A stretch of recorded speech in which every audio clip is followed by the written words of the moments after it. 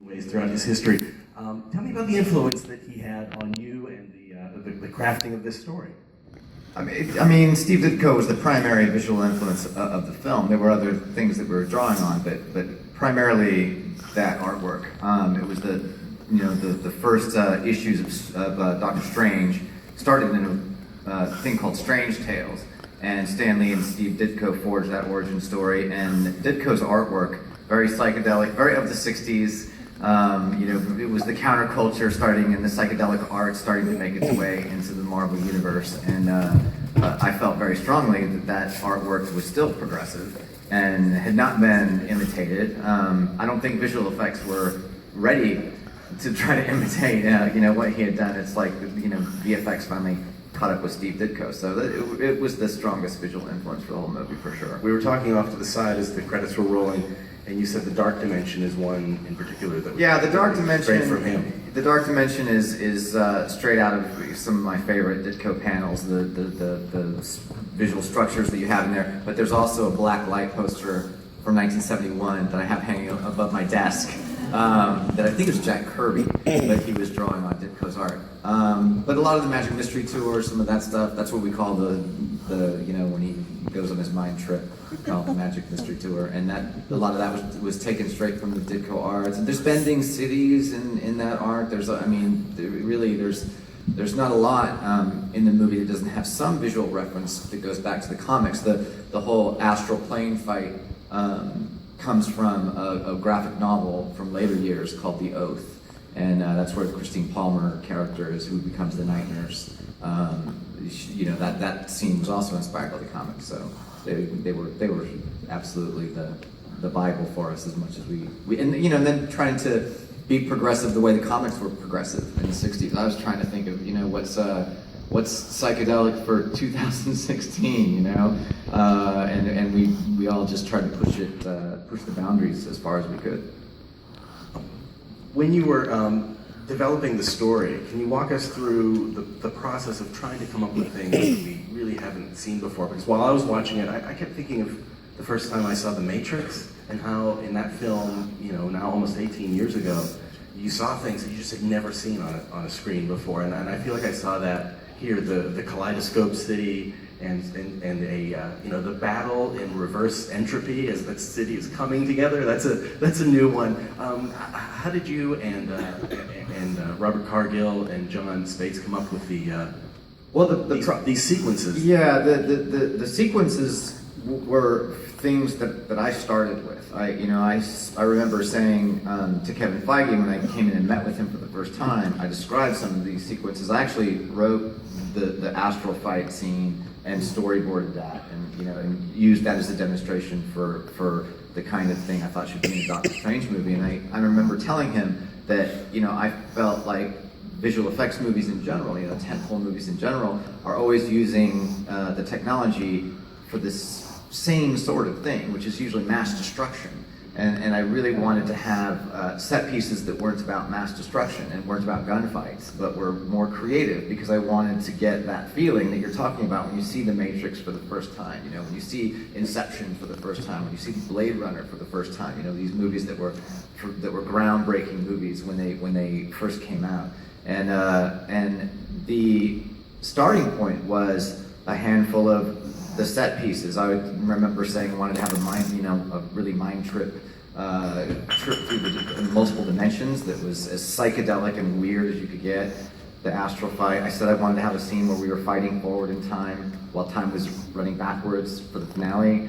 Undestroyed, because the cliche is, every Marvel movie ends with, a fight scene where you're destroying a city and you got to close the portal in time. I was like, well, let's undestroy a city and go through the portal, because I always want to know what's on the other side, And it was starting with those basic set pieces and the basic origin story from the Lee Ditko comics. Like those were. That was the jumping off point, and I remember telling Kevin I really wanted I wanted it to be the kind of movie where every every set piece, every big action scene would be by far the weirdest scene in any other movie, you know, but they keep piling up, you know, and I think everybody got excited about that, and the visual effects vendors got excited about that, you know, and everybody was contributing ideas all along and trying to push the boundaries of what we've seen.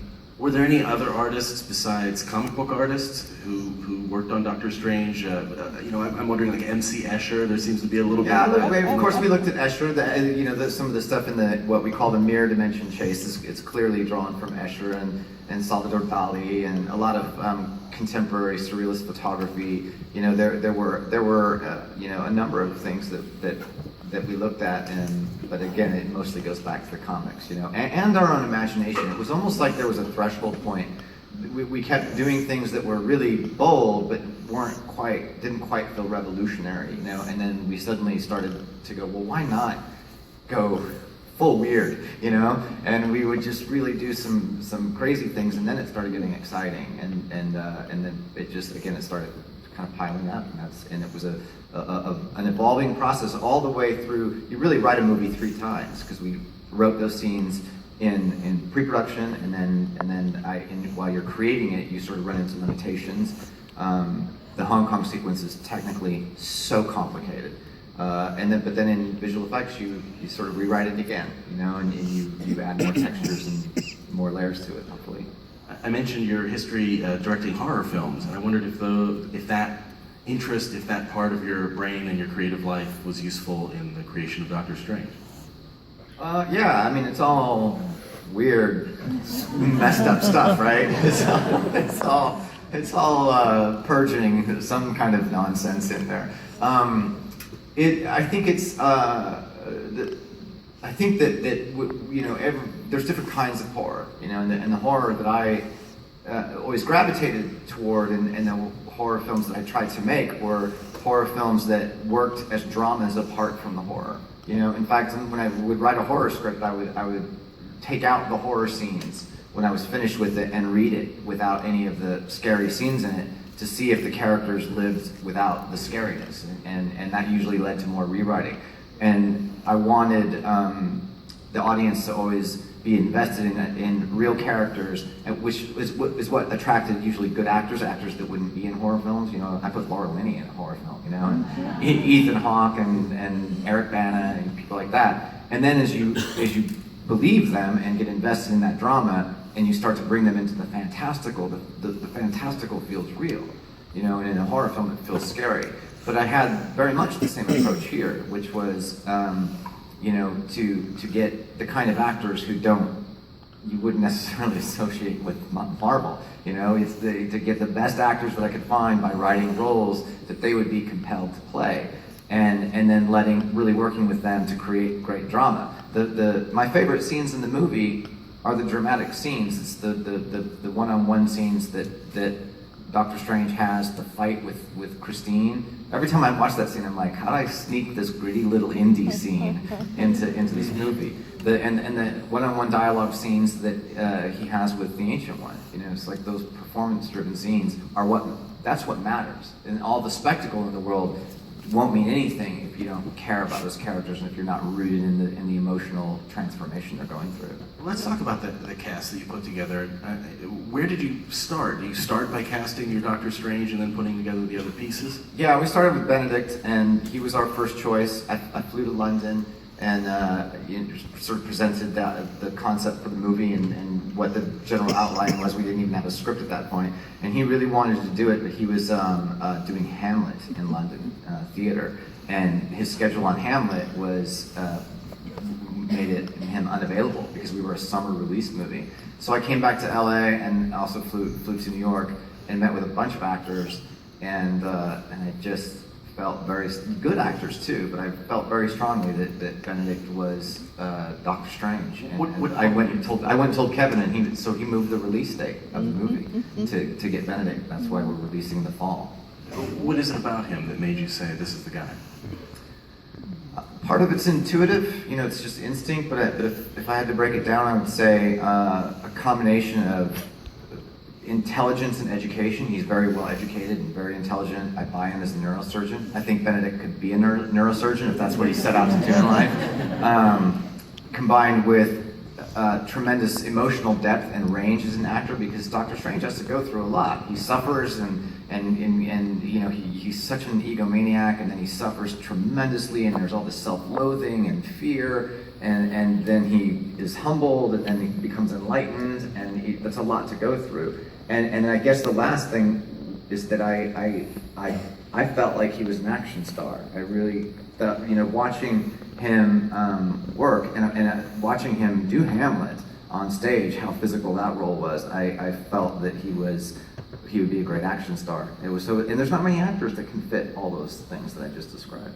He does. He has that sort of sophisticated intelligence that he just sort of emanates, and with that comes a kind of skepticism. I felt like the character's, Stephen Strange's skepticism was so critical to this movie, because otherwise you'd never buy it. Yeah, no, I mean, it's what makes the magic believable, is that it's being experienced by a skeptic, you know, and it's very much a movie about the transformation from skepticism and materialism into mysticism, you know, and the joy of that journey for the audience, but it's traumatic for the character.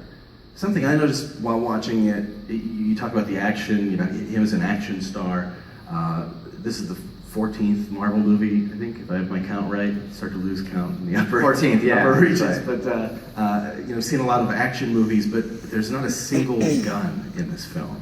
And I wondered if that was deliberate, and if you could talk about why you made that decision. Well, there's nothing less magical than a gun, you know.